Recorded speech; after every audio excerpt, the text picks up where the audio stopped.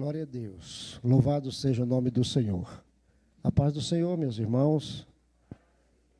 Quem já tomou café hoje, diga amém. Pouca gente, né? Pouca gente. Eu vou falar amém porque eu quero tomar café já na hora do almoço, que aí eu junto as duas refeições, né, Samuel? Que eu não sou besta. Eu tomo café e almoço ao mesmo tempo, né? Aí eu vou ficar duplamente alimentado. Os irmãos podem se sentar. Muito obrigado pela deferência na minha recepção. Agradeço mais uma vez ao meu brother Calley, que não está aqui, está sofrendo lá em Caldas Novas, né, Isaac? Os irmãos sabem que Caldas Novas é um lugar de sofrimento, não é, meus irmãos? Aquele negócio de água quente, aquele negócio de ficar só de barriga para cima e de ficar só curtindo, né? Isso faz um mal terrível. Principalmente para pessoas iguais a mim, né? Que aí lá você, uma pessoa igual a mim, pensa que é gente, né? Aí quando volta para a realidade, aí vê que a coisa é outra. Mas ele nos convidou para estarmos aqui. É claro que com a aquiescência da diretoria da igreja, né? Aqui representada por várias pessoas, inclusive pelo pastor Samuel Reis, né? Agradeço ao Isaac por estarmos aqui mais uma vez. Sei que o Dinarte estava torcendo para eu não vir, para ele dar esta aula, né? Mas aí eu quebrei essa expectativa dele, eu vim, né? Ele ligou, será que o Josué está aí sabendo da aula hoje? Eu falei, ô Sula, quebra essa expectativa dele, diga que eu já estou aqui no templo, mas ele é que queria dar esta aula. Agradeço a Deus por estarmos aqui novamente, porque eu sempre digo ao pastor Lorival, ao pastor Samuel, que esta é a minha casa, aqui em Sobradinho, aqui. Foi aqui que eu me criei, foi aqui que eu cresci. Aí você pode falar, você cresceu, né? Olha o tamanho da fera para dizer que cresceu, né? Mas eu já fui muito menor do que eu sou hoje, muito menor. Então eu cresci aqui, meu ministério começou aqui, eu sou daqui. Então, quando eu venho aqui, Samuel, eu estou em casa. E o nosso assunto hoje aqui é um assunto que pode causar muita briga, muita contenda, muita confusão. Não briga no sentido de ir às vias de fato, mas questionamento. Um tem uma fundamentação, o outro tem outra. E você sabe, meus irmãos, que a Bíblia é um livro que tem, dependendo da interpretação, fundamentação para tanta coisa. Mas é para tanta coisa. É só a pessoa tirar do contexto, pronto. Ele vai interpretar de um jeito que vai lá para a lua. Aí o outro pega, fora de outro contexto, vai interpretar, vai lá para o sol. Aí vem outro contexto, vai lá para a terra. E vai virando esse trem aí. Por isso que as heresias todas têm fundamentação bíblica. Então, se você ouvir alguém dizer assim, olha, ele provou isso, isso e isso pela Bíblia, isso não quer dizer nada. Depende da interpretação. Mas nós não vamos tratar aqui hoje de heresias, não. Não são heresias.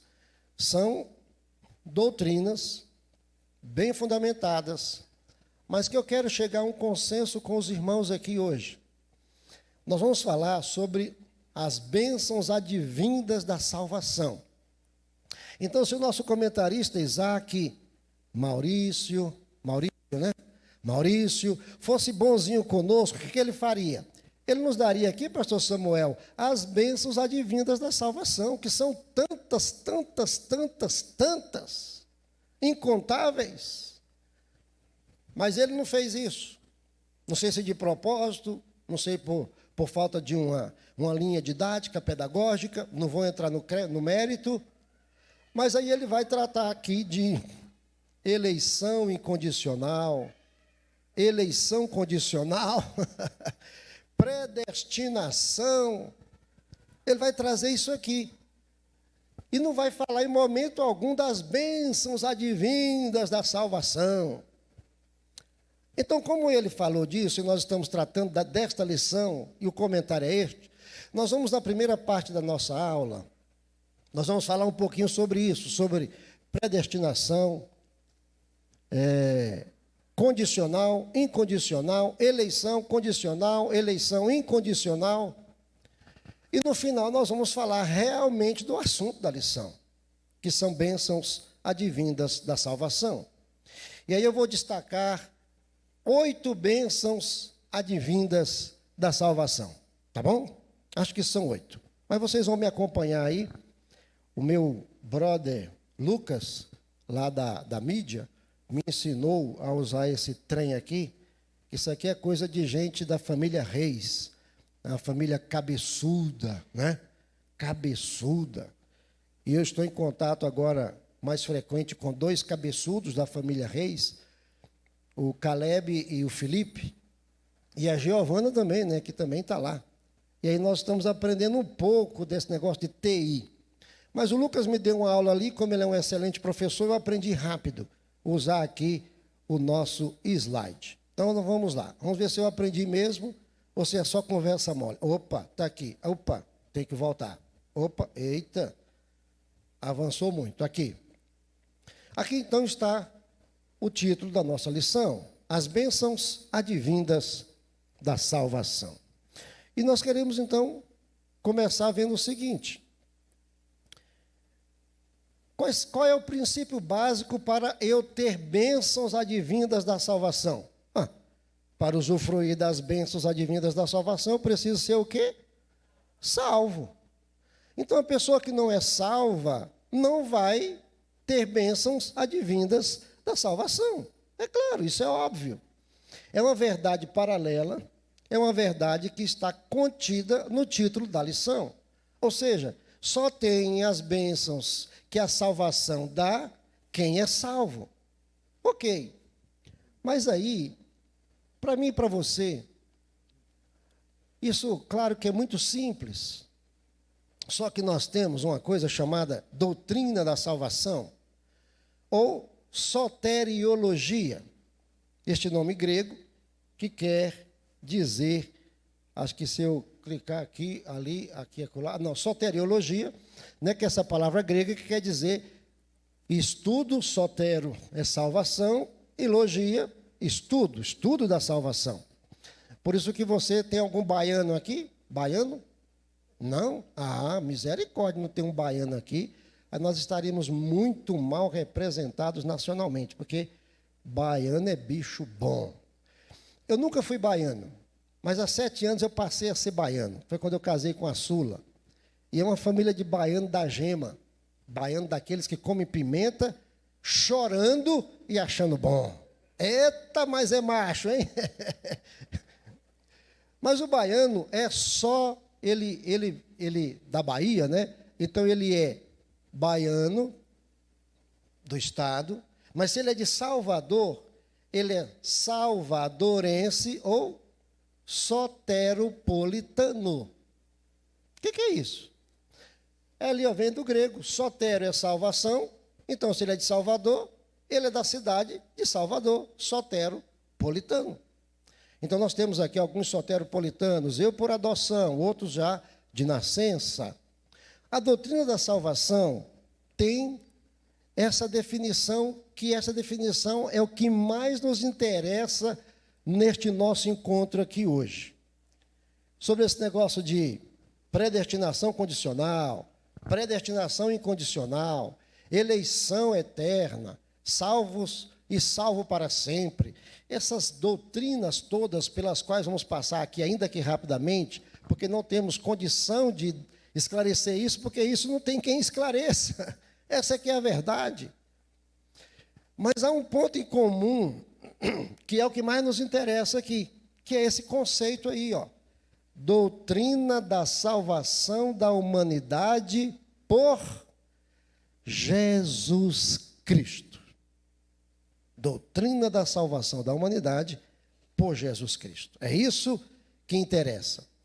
Se é salvo, uma vez salvo e salvo para sempre, é por Jesus Cristo. Não, mas não é uma vez salvo, salvo para sempre. Mas se é salvo, é por Jesus Cristo. É uma eleição eterna ou não? É uma eleição incondicional ou não? É por Jesus Cristo. Então, esta é a base. É aqui que nós vamos nos firmar. É aqui que temos que nos firmar. E o resto é o resto. Nós temos 3 grandes teólogos: Lutero, Calvino e Armínio. Lutero, nós sabemos que é o que encabeçou a reforma protestante. Então, ele é chamado de reformador. Calvino vem depois, um pouco, inclusive chegou a conhecer Lutero pessoalmente, fizeram amizade. E Calvino também é um reformador. Lutero na Alemanha, Calvino na França e Armínio na Holanda. Armínio, pelas datas que estão aí, você está vendo, ele não teve contato com Lutero. Por quê? Porque ele nasceu depois que Lutero morreu. Mas Calvino teve contato com Lutero.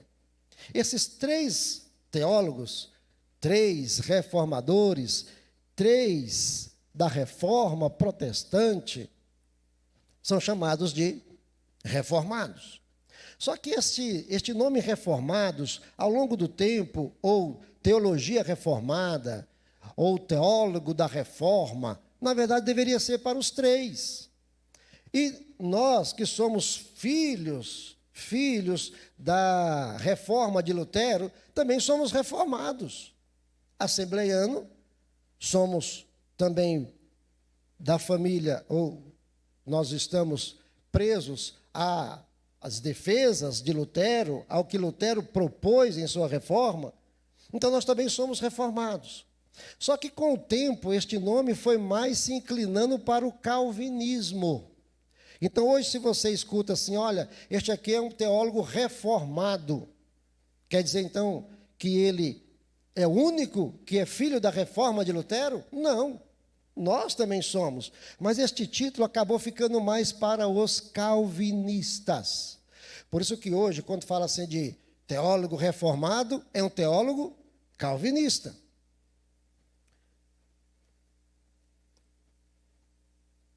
Nós temos os pilares da reforma. São os 5 pilares da reforma. São os 5 solas. Mas aí você chega para um irmão aí e fala, vem cá, meu irmão, cita aí um sola da reforma protestante. Ah, não, eu sou protestante, e nós somos protestantes. E por que nós somos protestantes? Porque nós somos filhos da reforma protestante encabeçada por Lutero. Ok, então me dá aí um sola. A pessoa, o que é sola? Na hora a pessoa vai pensar em sola de sapato. Tem nada a ver. Sola é uma palavra latina que quer dizer somente. Então nós temos 5 somentes, 5 fundamentos, 5 bases. Bom, se porventura alguém estiver aí copiando, estiver aí copiando, para que você não perca seu tempo copiando, e escute aqui a minha voz de Cid Moreira, de Sérgio Chapelin, o Sérgio sem chapéu. Depois eu vou informar você o meu e-mail, se é que você não tem, e aí eu mando esses slides para você, tá bom? Para você não, se é que alguém está, porventura, anotando, tá bom? Eu mando para você. Então vamos lá. Os 5 solas. Então temos lá só a fé, e nós temos lá a forma latina ou italiana, Acho que é mais italiana do que latina aqui. Só a fé, só a Escritura, só Cristo, só a graça e só a glória a Deus. Estes são os pilares da reforma. Isso quer dizer, então, que Lutero, Calvino, Armínio e todos os outros filhos da reforma defendem isso aqui. E essa foi a maior razão porque Lutero fez aquelas 95 teses, e grampeou lá no castelo contra a prática da igreja naquela época. Porque lá não era só isso aqui, havia várias coisas que podiam levar alguém à salvação. Por exemplo, as indulgências, Então a pessoa se martiriza aqui, ou a pessoa faz o bem aqui, a pessoa é caridosa aqui, a pessoa compra alguma coisa aqui que é vendida pela igreja e essa pessoa vai ser salva. Então Lutero foi contra aquilo e outras coisas. E disse, existem 5 pilares apenas. É só a fé, não é pelas obras. É só a escritura, não é pelo que acham, pelas homilias ou as homílias, os sermões papais, não é pelo que a tradição diz, é o que está nas escrituras, é o que está na Bíblia. É só Cristo, não é santo, não é Virgem Maria, não é penitência, é só Cristo, e é só pela graça. Ninguém tem acesso à salvação se não for pela graça de Deus, o favor imerecido de Deus, e é só a glória para Deus, a Deus a glória eternamente. Amém. E Ele não dá a sua glória a ninguém, é dele. É claro que Deus é tão generoso que mesmo eu e você, nós que não merecemos nada, que não temos nada, que somos pó e terra, Ele às vezes dá a mim e a você lampejos da glória dele. Por exemplo, quando você é usado por Deus, ou se eu for usado por Deus, e eu, por Deus, ser uma bênção na sua vida, você vai me honrar, você vai gostar de mim, você vai dizer até que eu sou um homem de Deus. Isso é o quê? Lampejos da glória de Deus que Ele distribui aqui. Agora a glória eterna, a glória suprema, a glória excelente é dele para sempre. Ninguém mais e mais ninguém. Então esses são os fundamentos da reforma. Então Calvino é reformado porque ele crê nisso. Arminio é reformado porque ele crê nisso. Você e eu somos reformados porque cremos nisso, ou não? Pastor Lorival, que bom, mas eu acharia melhor não vê-lo aí, vê-lo aqui. Prazer, pastor. Nós somos reformados também porque nós cremos nisto. Agora vamos ver os pilares de Calvino, pilares do calvinismo.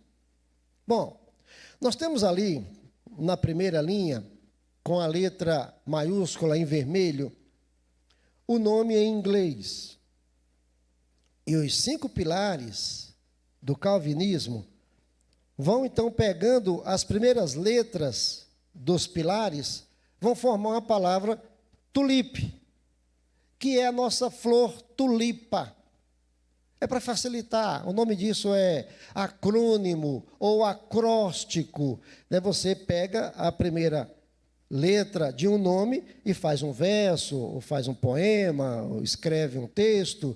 Por exemplo, o Salmo 119 é um acróstico. O Salmo 119 é um acróstico, são as letras do alfabeto aramaico.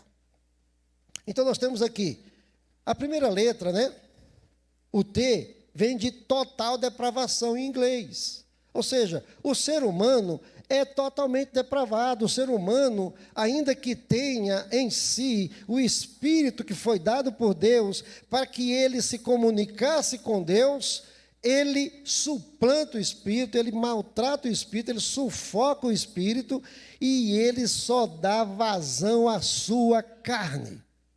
Só dá vazão à sua carne. Você não precisa ensinar ninguém a fazer o errado.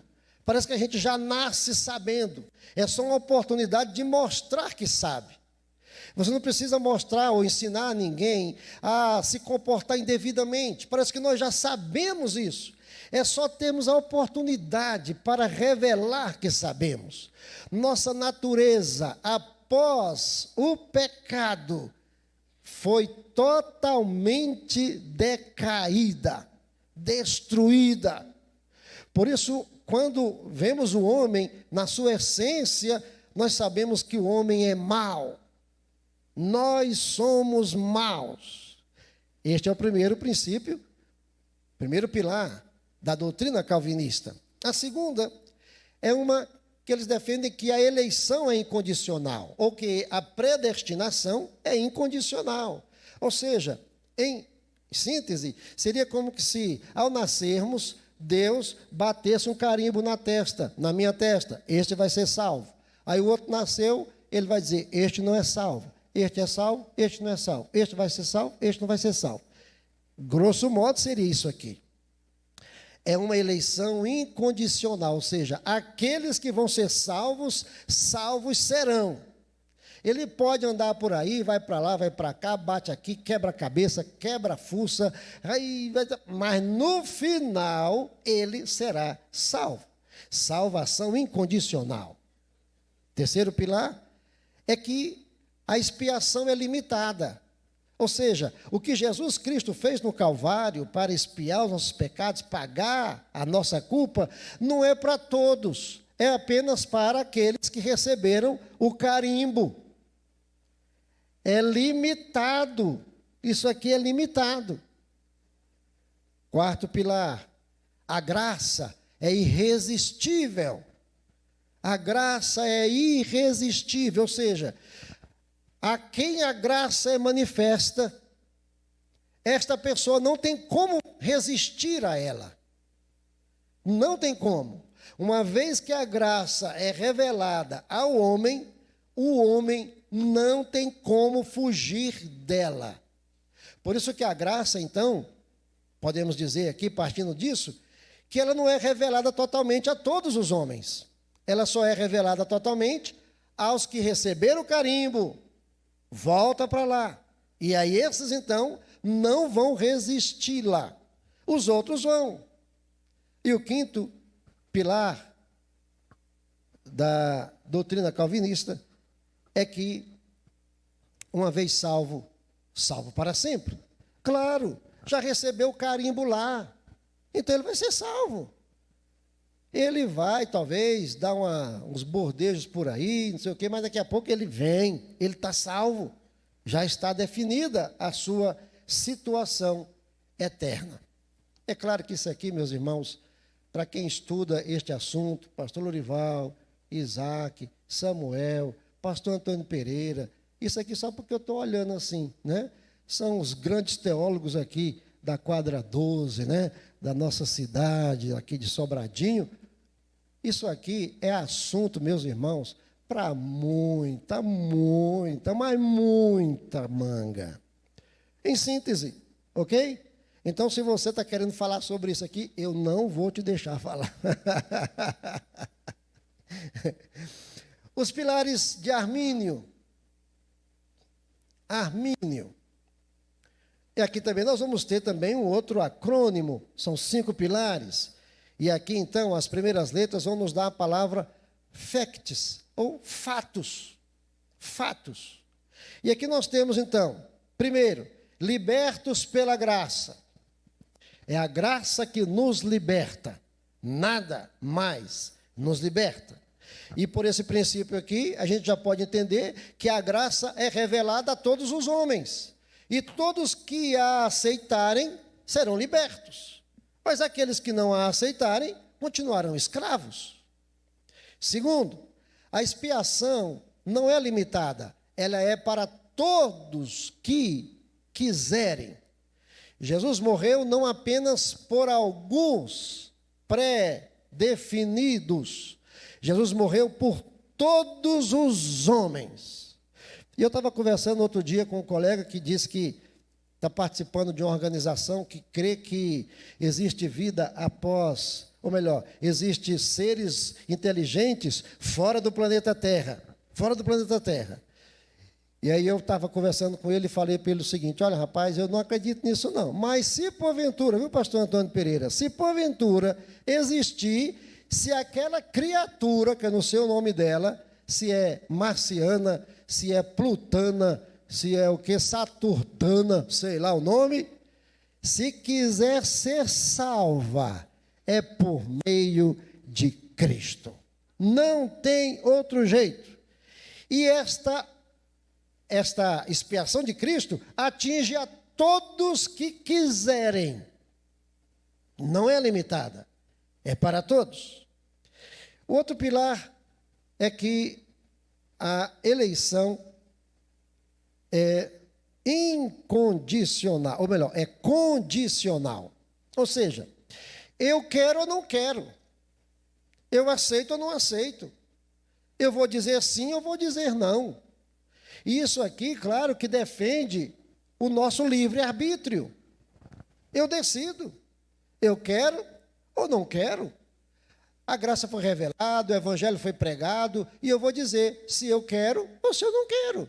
Ou seja, a eleição é condicionada a uma decisão humana. O homem vai decidir, quer ou não quer. O quarto pilar aqui, né, é a depravação total do homem.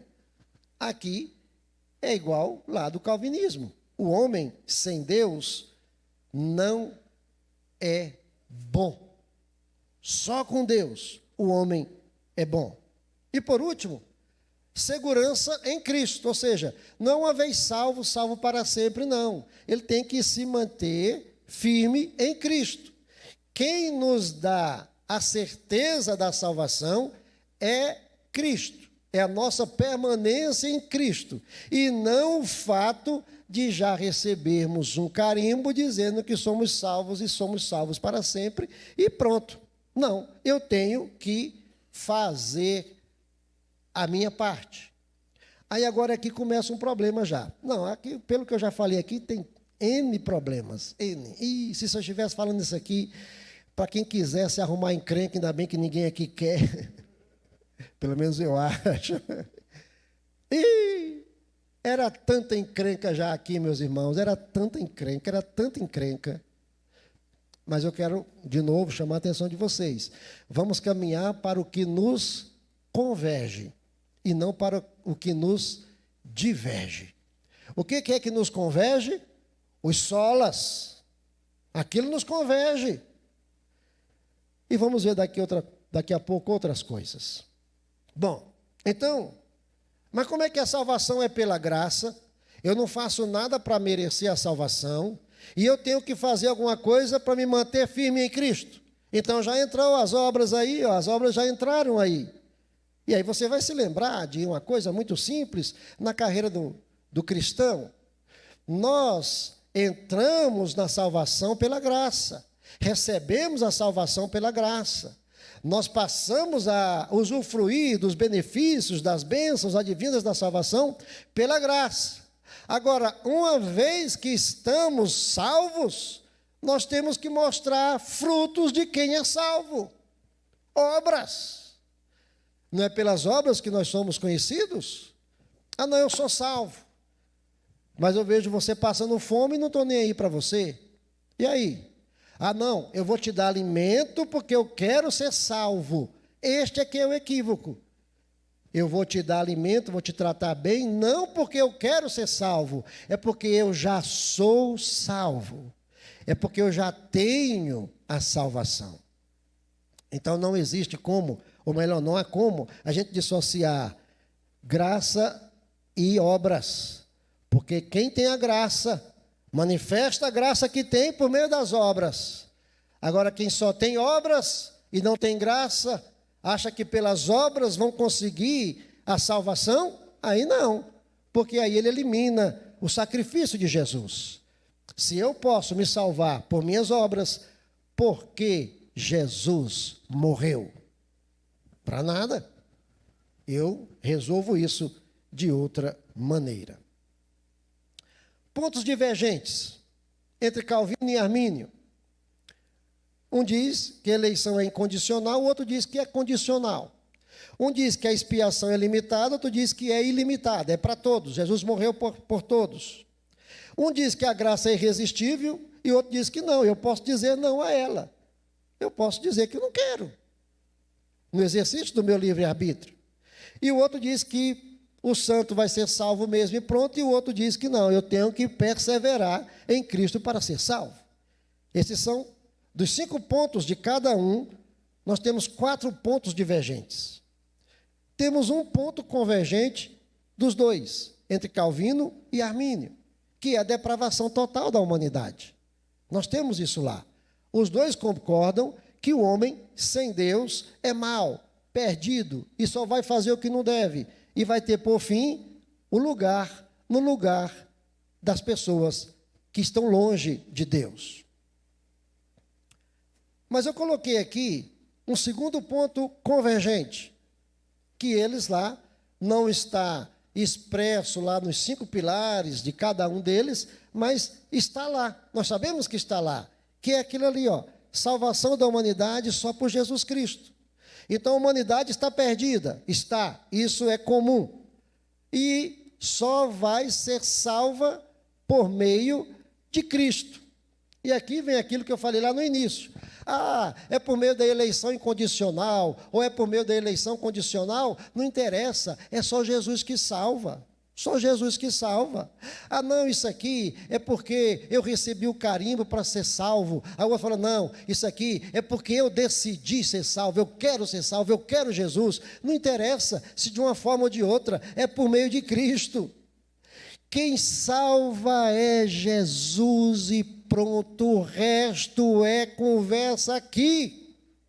O resto é blá, blá, blá teológico.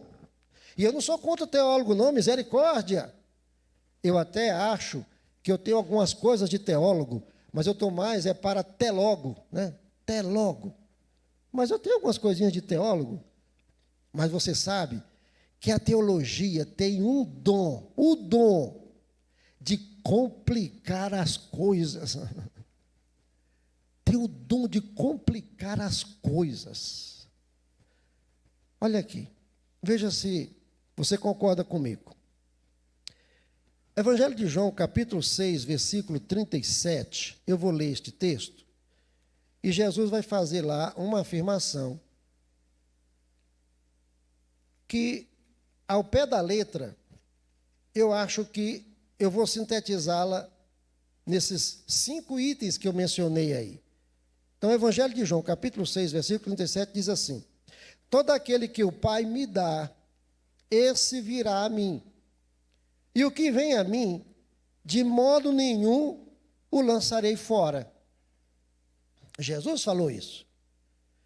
Então, vou reler. Todo aquele que o Pai me dá, esse virá a mim. E o que vem a mim, de modo nenhum eu lançarei fora. Mas veja, se você concorda com esses 5 itens que eu coloquei sobre este versículo aí. Primeiro, é o Pai quem manda a pessoa a Cristo. É claro que é o Pai quem manda. Desde que o homem pecou, quem é que está atrás do homem? É o homem que está atrás de Deus ou é Deus que está atrás do homem? Aquela pergunta lá do Éden, onde estás, Adão? É o quê? É Deus atrás do homem. Então é Deus quem manda a pessoa a Cristo. Porque Cristo é o único Salvador. Então Deus encaminha essa pessoa a Cristo. Segundo, Cristo diz aí que não rejeita ninguém. Qualquer um que for, vai ser recebido. É por isso que eu estou aqui, por isso que você está aqui, por isso que nós estamos aqui. Ah, não estou aqui porque eu era bonzinho, mas tem um aqui que era o pior dos piores. Paulo diz, eu era dos pecadores o pior, e ele me aceitou, e ele me recebeu, e ele me abrigou em seus braços. Então não existe pecador que Jesus não possa salvar. Não existe pessoa ruim que Jesus não possa consertar. Aquele ditado, pau que nasce torto, vive torto, morre torto, e quando morre, se você tocar fogo, até a cinza é torta. Não tem isso? Não tem recurso. Oh, em Jesus tem, porque Ele é o carpinteiro. Ele pega esse pau tortíssimo e o endireita, e não rejeita. Ah, esse aqui vai me dar trabalho demais. Ih, esse aqui não. Esse aqui eu não quero não, porque misericórdia. Não. Ah, aquele ali eu quero, porque aquele ali já é bonzinho.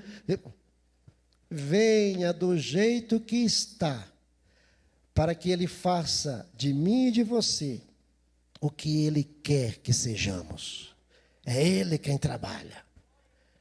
Cristo não rejeita ninguém. 3, nem todos que vão a Cristo creem que Ele é o Salvador. O Pai envia, Ele vai a Cristo, mas Ele chega lá, escuta, não crê. Jesus andando aqui, quantas pessoas o seguiam? Quantas caravanas? Quantos seguidores? Quantas multidões? E quantos recebiam a palavra que ele pregava? Quantos eram atingidos por suas palavras? Olha lá, nem todos que vão a Cristo creem que Ele é o Salvador. Uns vão por curiosidade, outros vão por interesse, outros vão porque querem se dar bem, outros vão porque aquilo está dando ibope e tal. Por isso que de vez em quando tem que ter um sermão daquele, né? Quem não comer da minha carne não é digno de mim. Quem não beber do meu sangue não é digno de mim. Ah, mas esse discurso é muito duro, eu vou embora. Pode ir. Se alguém quiser vir após mim, negue-se a si mesmo e tome a sua cruz e siga-me. Ah, não, mas eu estou aqui para me dar bem. Então você está no lugar errado. Porque nem todos que vão a Cristo vão porque vão recebê-lo como Senhor e Salvador. Ah, mas quem enviou foi o Pai. 4, nós é que rejeitamos Cristo. Ele não rejeita ninguém, mas eu posso rejeitá-lo. Eu tenho livre arbítrio. Eu posso dizer, não, eu não quero não. Ou por enquanto eu não quero. Daqui a pouco eu quero. Deixe-me realizar alguns projetos, alguns sonhos, algumas fantasias, né? Deixe-me curtir um pouco. Depois eu quero, por enquanto eu não quero. Ou seja, somos nós que rejeitamos no exercício do nosso livre-arbítrio. E 5, quem perseverar em Cristo, com Ele ficará para sempre. Esta é a mensagem de Jesus ao longo dos evangelhos. Mas aí entra aquela coisa chamada teologia. Paulo recebeu de Jesus. E aí, nós vamos ler as cartas de Paulo, principalmente sobre este assunto, trechos de Romanos e de Efésios. E aí, Calvino vai de lá extrair um conhecimento e vai praticar aquilo. Armínio vem dos mesmos textos e tira alguma interpretação, faz uma interpretação e tira dali alguns princípios e fundamentos e vai viver em função daquilo. Agora, Calvino e Armínio beberam em Paulo. Paulo bebeu em Jesus.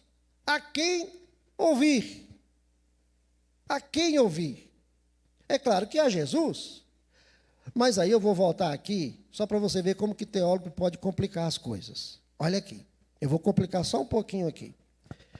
Versículo 37 de João 6. Todo aquele que o Pai me dá, esse virá a mim. Aí o teólogo vem que fala assim, mas esse que o Pai envia a Jesus é aquele que recebeu o carimbo. E aí? Ele está certo? Ele está errado? É uma heresia? Eu não sei. Eu não sei. Mas já complicou, não já? Já complicou um pouquinho. E que já destruiu muita coisa. Que já mudou muita coisa. Então, veja, complicar é muito fácil. Por isso que Jesus é simples. É simples. Eu já ouvi um pregador dizer, não sei quem aqui vai concordar, né? Mas eu concordo em parte. Ele disse o seguinte, olha, você quer ser salvo? Você quer ser salvo mesmo? Leia o que Jesus falou, firme-se no que Jesus falou. No que qualquer outro falou, não. Ah, mas Paulo falou. Ok, Paulo teve revelações inéditas, inauditas, e às vezes falta uma palavra correta na hora lá de traduzir, falta a palavra exata. O próprio Paulo, muita coisa ele não conseguia explicar, era coisa demais. De modo que para que ele não se ensoberbecesse, ele teve um espinho na carne, era coisa complicada.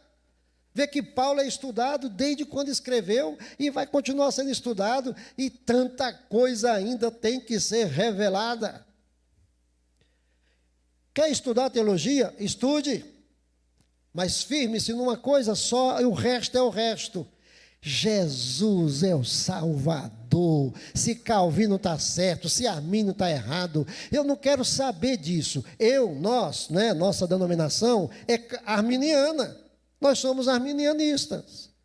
Nós cremos na eleição condicional. Nós cremos que Jesus morreu por todos os homens. Nós cremos que a graça não é irresistível. Ela pode ser resistida, porque nós temos o livre-arbítrio. Nós cremos que temos que fazer o que cabe a nós fazermos para estarmos em Cristo e sermos salvos. E eu comparo isso aqui, acho que facilita, a saída do povo de Israel do Egito. O que foi que o povo de Israel do Egito teve que fazer para sair do Egito? Apenas matar o cordeiro e ficar em casa. Aspergir o sangue no umbral da porta e ficar em casa. Ou seja, eles não fizeram quase nada. Foi a ação 99,99% de Deus. Saiu do Egito. Isso aí é a salvação. Aqueles 0,001% que os filhos de Israel não fizeram lá no Egito, ou fizeram, né, que só foi crer que o anjo viria, o anjo da morte viria, e eles, para não morrerem, teriam que fazer aquilo que fizeram, é o que nós temos que fazer hoje, para a salvação. Agora, e para tirar o Egito do meio do povo? E para tirar o Egito do povo? Para tirar o povo do Egito, foi ação quase que 100% de Deus. Agora, para tirar o Egito de dentro de mim, aí já muda. A ação vai ser quase que 100% minha, porque Deus não vai arrombar a minha porta. Ele está à porta e bate. Se alguém abrir, ele entra. E há cômodos na nossa vida que nós não abrimos, então não tem como nem Deus entrar. Traumas, problemas, atitudes, comportamentos, pensamentos, fantasias, que se eu não abrir para Deus agir ali, aquilo vai me impedir de ser salvo. Então agora, quando o povo sai do Egito, a ação maior de Deus, tirar o Egito do povo, a ação maior do povo. Nós cremos assim.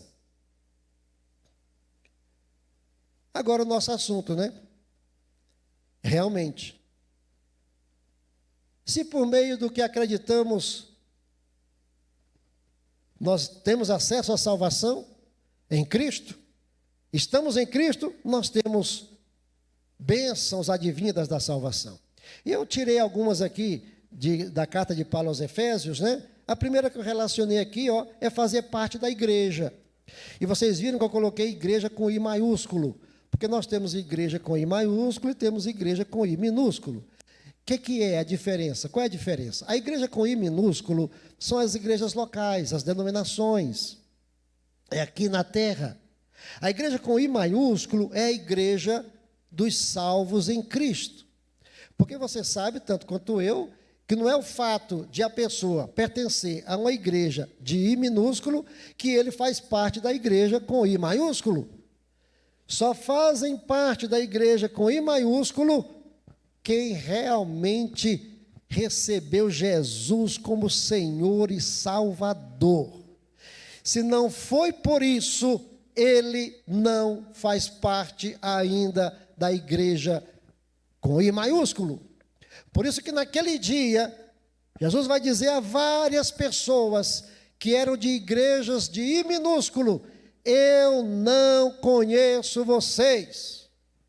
Ah, mas eu estava lá, rapaz, eu estava lá, eu dava o dízimo, eu ofertava, eu estava presente em todas as reuniões, eu até orava, e às vezes eu orava e demônios saíam, eram expulsos, mas eu não conheço vocês, porque vocês fazem parte da igreja com I minúsculo.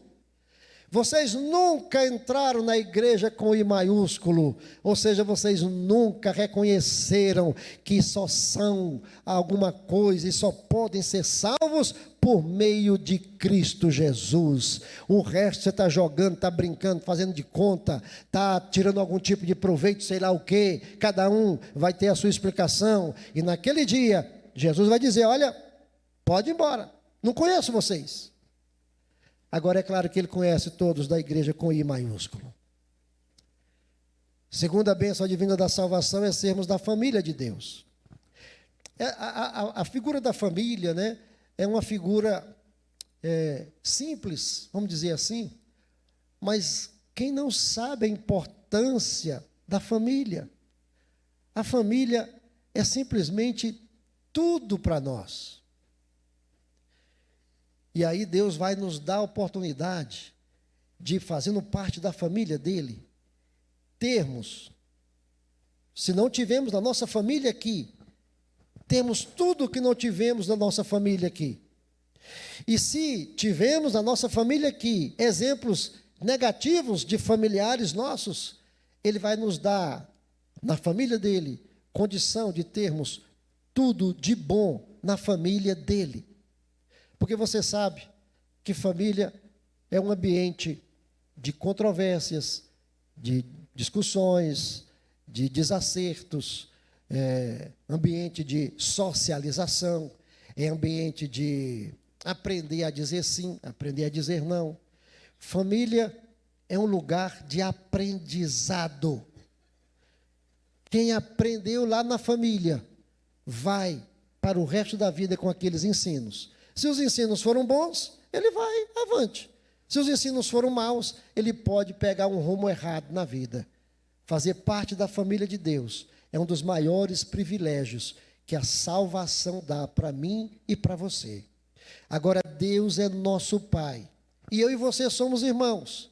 E somos irmãos que às vezes não nos entendemos bem, às vezes nos desconsideramos, às vezes até nos ofendemos, né? Eu comparo isso aqui à Arca de Noé. Quantos bichos lá, né? Mau cheiro, né? Ou lá estava cheiroso para caramba? O que você acha? Eles estavam fazendo as necessidades todas lá. Um mau cheiro. Conforto? Muito conforto? Não. Animais dos quais você podia se aproximar. Mas você ia se aproximar, por exemplo, de um porco-espinho e abraçar o porco-espinho? É claro que não. Ele lá e você aqui. Era um lugar que não era o melhor lugar da terra, não. Não era o melhor lugar do mundo, não. Mas era o lugar da salvação. Se não estivesse lá, estava morto. Agora é ajeitar ali, melhorar o ambiente, ajustar o ambiente, trabalhar para aquele ambiente ser o melhor do mundo, porque é ali que está a salvação. Há muitas pessoas que não estão participando de igrejas, né? Acho que eu vou falar disso aqui. Ah, não, é lá mesmo. Aqui é desse primeiro item, né? Há muitos desigrejados hoje. Há muitas pessoas ofendidas, maltratadas. Talvez, dentro dessa analogia que eu fiz com a Arca de Noé, né, foram maltratadas ali, ofendidas e compreendidas, e elas pegaram aversão à igreja. A essas pessoas eu digo o seguinte: olhe, duas coisas. Primeira, não deixe Jesus. Jesus não tem nada a ver com isso, viu? Nada a ver com isso. Segundo, procure tratamento. Porque são pessoas que estão doentes. Há pessoas com as quais você não pode nem tocar, falar igreja, ele já dá uma urticária nelas. Pulam, já começam, e fala. Pessoas doentes, sensíveis ao ponto de precisar de tratamento. Busque tratamento. Você conhece alguém assim? Que essa pessoa aceite ser tratada. Porque eu falo o seguinte: a igreja com I minúsculo não é perfeita. Por Por que ela não é perfeita? Porque eu estou nela, você está nela, nós estamos nela e nós somos imperfeitos. Onde estiver um ser humano, a imperfeição ali estará. Mas ainda que não sendo perfeita, aqui na terra é a maior porta para que a pessoa, por ela entre para participar da igreja com I maiúsculo. É a igreja com I minúsculo, é esta porta. Então, se porventura esta palavra está chegando a alguém que está desigrejado, porque está amargurado, maltratado, revoltado com a igreja, meu irmão, minha irmã, não deixe Jesus nunca. E busque tratamento. Você precisa de tratamento. São traumas, são problemas que foram colocados debaixo do tapete. São interpretações equivocadas. E você aceitando ou não, isso está te matando. Isso está te maltratando. Você está sofrendo, e sem você se tratar, você vai continuar sofrendo. E Jesus tem cura para você. E eu me coloco, e cada um aqui, quem quiser se coloque, como instrumento de Deus para te abençoar. Não morra nesse estado. Toda pessoa que está nesse estado está ferida, sofrendo, precisa de tratamento. Terceira bênção que eu alistei aqui é sermos habitação de Deus. Já pensou? Sou um ser, segundo Calvino, segundo Armínio, e pelo que a gente vê aí, eu sou um ser depravado. Eu sou um ser sem Deus. O pecado me degenerou, o pecado me estragou, ele acabou comigo. Eu só quero o que não presta, eu só quero o que eu sei que não é bom. O meu maior desejo é fazer aquilo que eu sei que não agrada a Deus. Agora Deus vai neste lugar, neste ambiente, bota tudo isso para fora com a minha permissão, e Ele vem e faz o quê? Habita ali. Oh, glória! Ser salvo é ter Deus na sua vida. É ter Deus presente, atuante, agente, vivo e operante.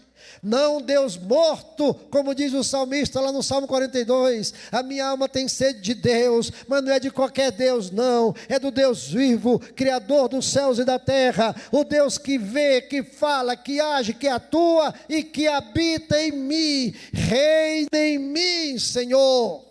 O salvo é uma habitação de Deus. Por isso que quando o salvo fala, Deus fala. Quando o salvo age, Deus age. Quando o salvo anda, Deus anda. Eu e você somos habitação de Deus, para que Deus trabalhe na terra. Ô bênção da salvação. A quarta, sermos prisioneiros de Cristo. Isso aqui é lindo. É claro que isso aqui é por inferência do que Paulo diz. Eu sou prisioneiro de Cristo, na carta aos Efésios. E o que é ser prisioneiro de Cristo? É ser prisioneiro do amado Mestre. Porque não nos enganemos, nós somos sempre escravos. Ou escravo do pecado, escravo de Satanás, escravo de práticas obscenas, escravo de atitudes perversas. Nós somos escravos, escravos, escravos. O ser humano, antes da queda, era livre. E Deus falou: olha, vocês vão então dominar sobre toda a terra, domine sobre tudo. Mas depois da queda, começou, aquele que era para dominar, agora é dominado. Então não tem opção. Ou é escravo do pecado, ou é escravo daquele que nos livra do pecado.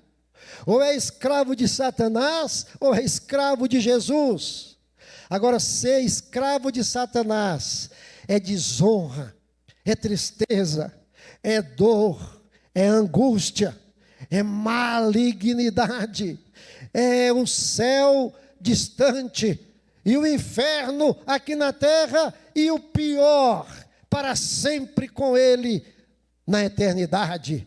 Isso é ser escravo do pecado, é ser escravo de Satanás. Agora, ser escravo de Jesus é ter um amigo, é ter um companheiro, é ter alguém próximo, é ter um ombro amigo, é ter alguém que me entende, alguém que conversa comigo, alguém que tem lenço para enxugar as minhas lágrimas, alguém que tem consolo para a minha aflição, é meu companheiro de estrada. Ele não manda e eu obedeço, não, a nossa relação é de amigos, é de pessoas próximas. Eu tenho a Ele em todos os momentos da minha vida, na alegria, na tristeza, na angústia, nos momentos de grande folguedo e nos momentos de profunda depressão. Ele está comigo, e quando eu caio, Ele me levanta, e se eu não dou conta de me levantar, Ele me carrega no colo. Oh, eu tenho Jesus aqui, e mais do que tê-lo aqui, eu tenho a Ele na eternidade, para sempre com o Senhor. Ser escravo de Jesus é a maior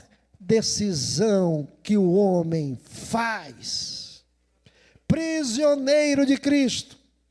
Claro que Paulo lá fala prisioneiro mesmo, estava em cadeias, mas nós aqui falamos prisioneiro de Cristo, porque eu estou preso a Ele. Ele é meu Senhor, é Ele quem manda, e eu quero obedecer a Ele em tudo. A quinta e sexta, conseguimos deixar reinar o homem interior. O homem natural não reina sem a salvação, ou melhor, o homem natural reina sem a salvação. Sem Cristo em nossa vida, quem reina é o homem natural. E quem é o homem natural? Aquele homem depravado, aquele ser que tem prazer mais nas coisas que não deve ter prazer do que nas coisas que devem ter prazer. E este homem natural está aí, está dentro de mim, está dentro de você, ele está aqui. A salvação não elimina o homem natural. Não. A salvação não elimina nosso passado, também não. A salvação não apaga as memórias que temos, também não. Não é lavagem cerebral, não é reprogramação de mente. É reprogramação de vida, de atitudes. O que eu fazia antes, eu não vou fazer mais. Eu vou reprogramar minhas atitudes. Mas o homem natural está aí, querendo aparecer.